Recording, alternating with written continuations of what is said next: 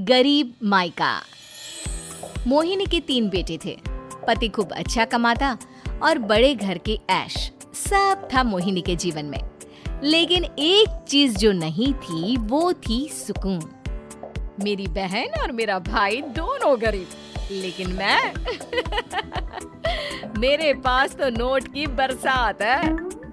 तभी मोहिनी की बहन बीना उसके दरवाजे आ जाती है। अरे मोहिनी, कैसी है? मेरे घर में ना सिलेंडर खत्म हो गया है। तेरे पास तो इतने पैसे हैं, भरवा देना मेरा सिलेंडर। पैसे जैसे ही आ जाएंगे मैं दे दूंगी। तभी मोहिनी का पति राकेश आ जाता है।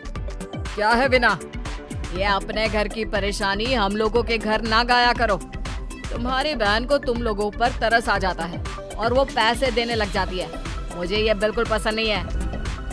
ओ जीजा जी, नहीं, मैं तो वो बस अच्छा मैं चलती हूँ। बीना वहाँ से चली जाती है। उसके जाने के बाद अच्छा किया जो आपने सुना दिया। अरे न जाने क्या सोचकर मेरे घर आ जाती है कि जैसे यहाँ तो भंडारा भरा है। अरे कितना तो दे दिया। अच्छा जी, जरा 1000 तो देना। वो बिन्नी दीदी है ना, उनके घर जा रही हूँ। उनका पोता हुआ है तो मुंह दिखाई दे दूंगी। हाँ, उन लोगों के आगे तो शो ऑफ किया करो। वो खुद को बड़ा अमीर शो करते हैं ना। दिखा दे कि तू भी किसी से कम नहीं है। हाँ जी, इसी के लिए तो जा रही हूँ। मोहिनी तैयार होकर अपनी बुआ की बेटी के घर जाती है, जहाँ उसके पोते का कार्यक्रम चल रहा होता है। वहाँ वीना भी आई होती है। अरे वीना, क्या जरूरत थी यहाँ आने की? तेरे घर पर गैस नहीं है तो वो भरा लेती। क्या करूँ मोहिनी, बुआ को बुरा लग जाता नहीं जाती तो। वैसे मेरे पास एक जोड़ा बच्चे का कपड़ा रखा था, वही अपनी चांदी के पायल के साथ देने जा रही हूँ। घर पर गैस थी नहीं, सोचा परिवार यहीं खाना खा लेगा, बाकी सुबह का सुबह देखा जाएगा। मोहिनी को बहन पर दया आ जाती है। वो पर्स से 1000 रुपए निकाल कर दे देती है। ले बिना, लेकिन पैसे वापस कर देना। तेरे जीजाजी हिसाब लेते हैं। मोहिनी भी क्या करती, गरीबी में बहन का सहारा ही उसके जीवन जीने का आधार था। फिर एक रोज, सुनिए, भाई के घर बेटी हुई है, मुझे माँ के पास जाना होगा। अरे उस घर में ना कूलर है ना एसी, कैसे रहोगी तुम? हाँ, वही सोच रही हूँ कि अकेली जाऊं, बच्चों को साथ ना ले जाऊं। चली जाओ, लेकिन ये जो तुम अपने गरीब परिवार से मिलने चली जाती हो ना, मुझे बिल्कुल अच्छा नहीं लगता। पता नहीं मैं भी कैसे मैनेज करती हूँ, लेकिन क्या करूँ। मोहिनी भाई भाभी के घर आती है। मोहिनी, कैसे आना हुआ? तू यहाँ हम लोगों के घर रह लेगी या फिर किसी होटल में रहेगी? क्या हो गया है माँ? मोहिनी को क्यों ऐसे बोल रहे हैं आप? अरे तू नहीं जानती अपनी ननद को, पैसे वाली है ना, तो ऐड कुछ ज्यादा ही है। मोहिनी को माँ की बात का बुरा नहीं लगता है, क्योंकि उसे पता ही नहीं चलता कि माँ उसे जली कटी सुना रही है। वो भाभी की बच्ची के साथ लेन देन करती है और वहाँ से चली जाती है। उसके जाने के बाद, माँ, क्यों आप मोहिनी को इतनी सारी बातें सुनाती हो? भाई का बेटा बोल पड़ता है। माँ, क्योंकि दादी जानती है कि बुआ के अंदर घमंड है। सही बोल रहा है मोहन। बहू भले तुझे ना दिखता हो, लेकिन मुझे और मोहन को दिखता है कि वो कितनी घमंडी है। मोहिनी मायके आती है, जहाँ गरीबी के कारण चीजें कम होती हैं। इस मोहन के बच्चे को काम पर लगा दो ना, किसी दुकान या किसी होटल में।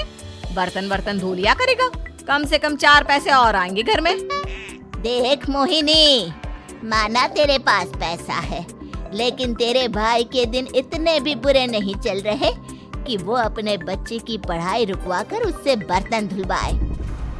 मोहन माँ की ओर देखता है, जैसे आंखों से बोल रहा हो, देख लिया बुआ का हाल। हाँ मोहिनी, बात तो सही है, लेकिन अभी मोहन को पढ़ना है। आखिर तुम भी तो अपने दोनों बेटों को पढ़ा रही हो ना। मेरे बेटों से कैसे कंपेयर कर सकती हैं आप? अरे वो तो कलेक्टर बनेंगे। हाँ, कल को वो मोहन को नौकरी में रख लेंगे, क्यों? मोहिनी कुछ दिन और रहकर चली जाती है। धीरे धीरे दिन बीतता है। मोहन बड़ा होता है और कड़ी मेहनत से सफल भी हो जाता है।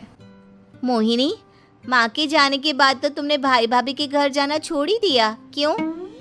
वो क्या है ना, उन लोगों का घर छोटा है, मेरे बच्चे जाना ही नहीं चाहते। पर तुझे क्यों अचानक मायके की बात याद आ गई? यार, मेरा तो मायका है, भाई भाभी है, मेरा तो आना जाना लगा ही रहता है। हाँ, क्योंकि तुझे आदत है ना ऐसे छोटे से घर में और कम पैसे में रहने की। वैसे क्या खबर है आजकल मायके की अपने? अब वो घर छोटा और कम पैसे का नहीं रहा, क्योंकि मोहन तो बहुत बड़ा आदमी बन गया है। फिर क्या? मोहिनी भाभी को फोन करती है। मोहन किसी बड़ी कंपनी का मैनेजर हो गया है क्या भाभी? क्या ये सच है? हाँ मोहिनी दीदी, अब तो हम लोगों के गरीबी के दिन कट गए।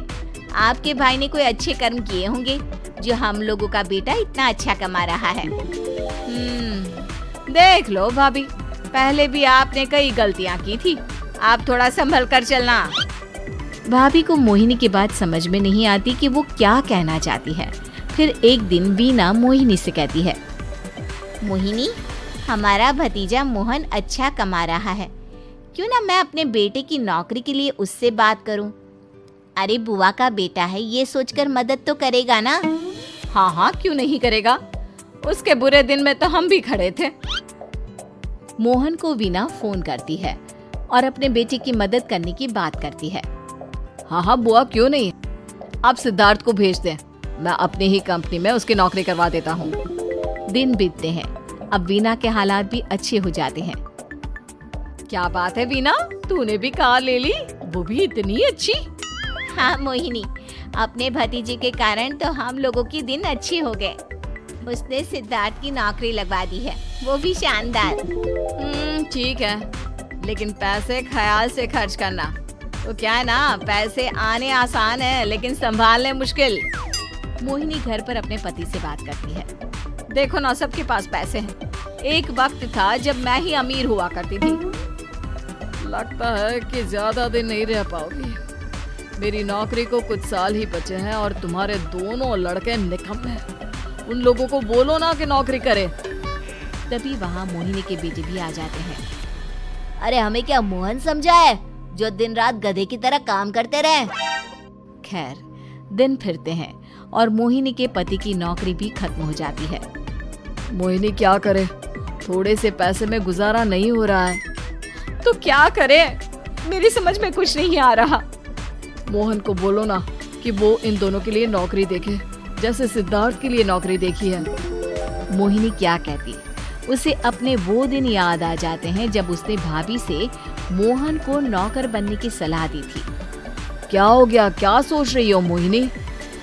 यही कि वक्त कभी भी किसी का भी पलट सकता है, ऊपर वाले से डर कर रहना चाहिए।